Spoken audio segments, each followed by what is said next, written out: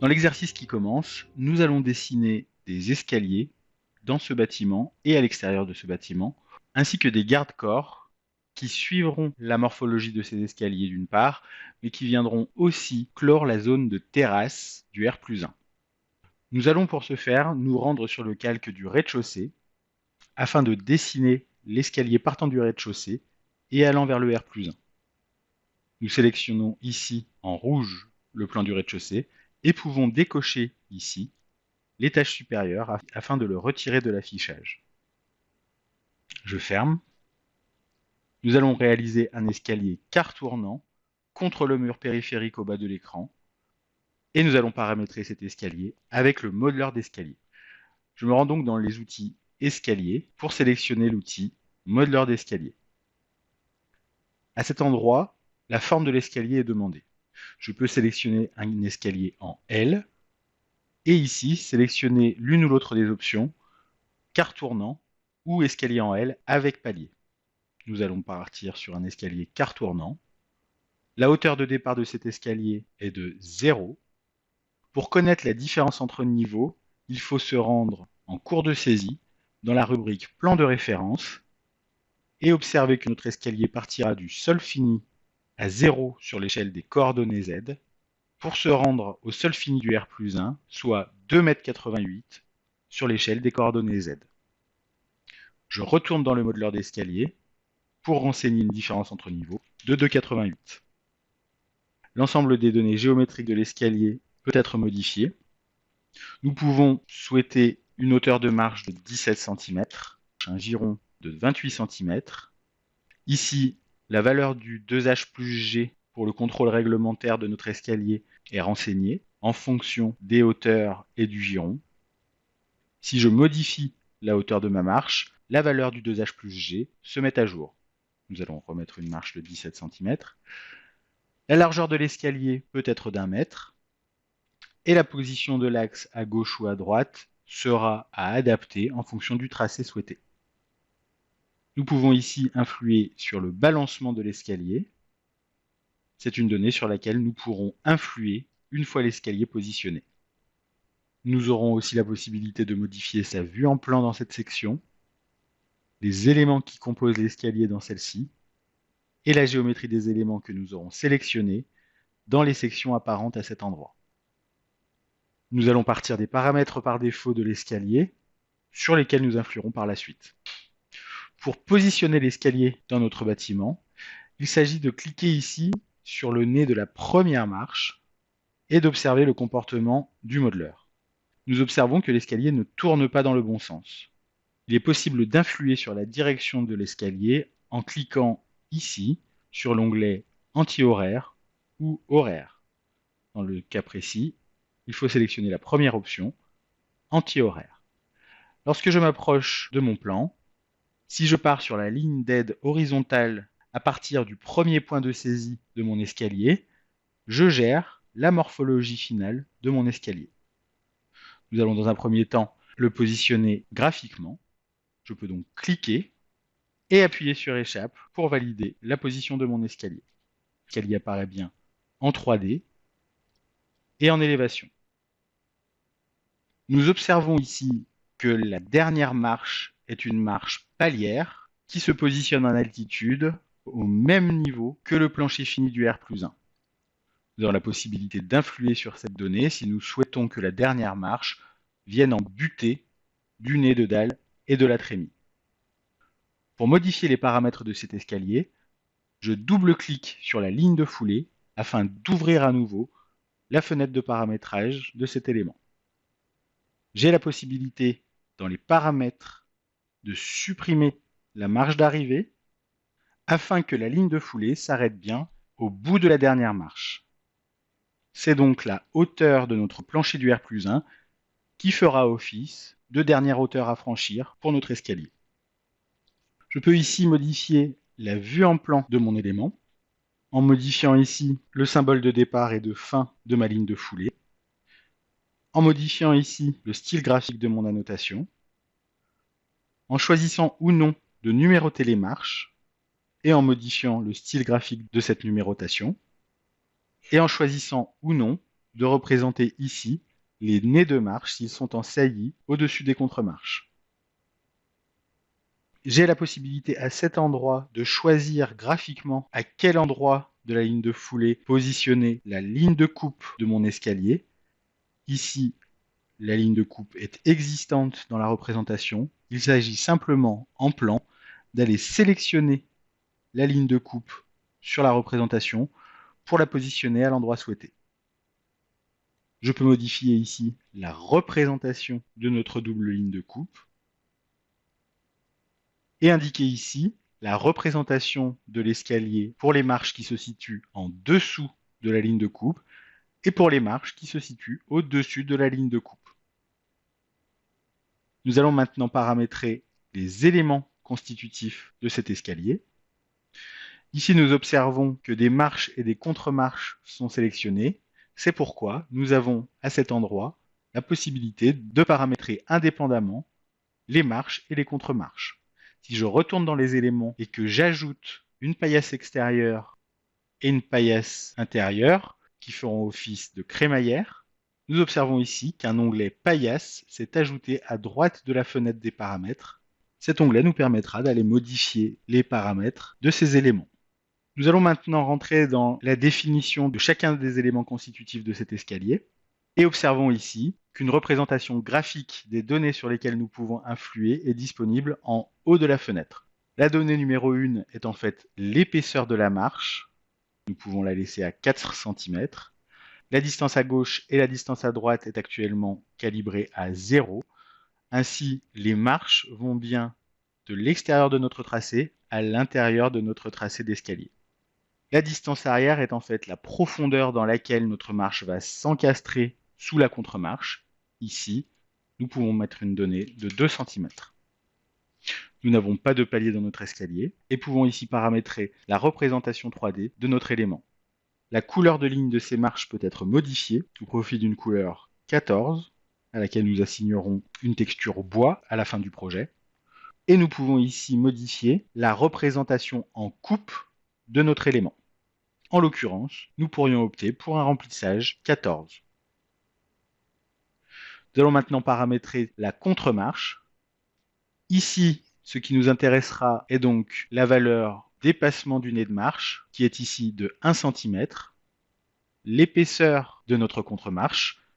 Nous avions précédemment tablé sur un enfoncement de la marche sous la contre-marche de 2 cm. Aussi, si la largeur de notre contre-marche est de 2 cm, il faudra ajouter à l'encastrement de notre marche sous la contre-marche 1 cm pour rattraper le nez de marche de 1 cm. Nous pouvons retourner dans la marche et modifier ici la distance arrière à 3 cm, soit l'épaisseur de notre contre-marche et le dépassement du nez de marche de la marche supérieure. Nous retournons dans la contre-marche. En représentation 3D, nous avons la possibilité d'assigner la même couleur de ligne aux contre-marches que celle que nous avions appliquée aux marches, soit la ligne 14. Et nous pouvons, en coupe, assigner un remplissage de couleur 14. Nous allons maintenant paramétrer notre paillasse. Ce sont ici les 2 crémaillères que nous allons paramétrer. Nous avons la possibilité d'influer sur leur forme, soit en échelle, soit en sous-face droite. La profondeur de notre paillasse est paramétrée ici, à 20 cm. La largeur 2 découle de la hauteur renseignée en 1. La largeur de notre crémaillère est de 4 cm.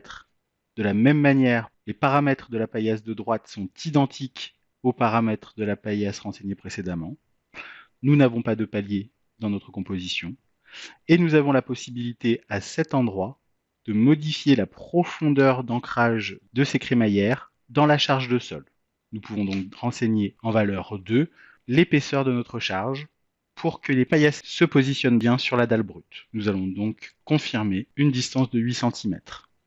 Nous pouvons paramétrer la représentation de cet élément en 2D si nous souhaitons le voir apparaître. Dans notre cas, ce ne sera pas nécessaire. Nous pouvons, dans la représentation 3D de l'élément, paramétrer une couleur de ligne 8 correspondant aux éléments métalliques auxquels sont assignés un râle particulier. Aucune représentation particulière n'est nécessaire en coupe pour cet élément. Je ferme et j'inspecte la morphologie de mon élément. Nous allons maintenant paramétrer la trémie dans le complexe du plancher du R+1.